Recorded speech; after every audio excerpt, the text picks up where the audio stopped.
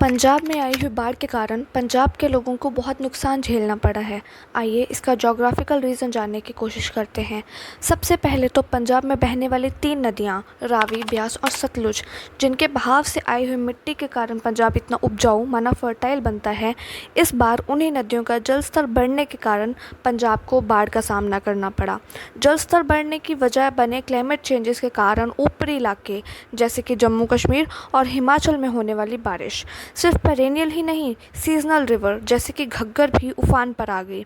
इन नदियों पे स्थित डैम जैसे कि भाखड़ा, पौंग और रंजीत सागर डैम भरने पर पानी छोड़ना पड़ता है, जो डाउनस्ट्रीम विलेजेस को डुबो देता है, जिसके कारण बाढ़ आती है।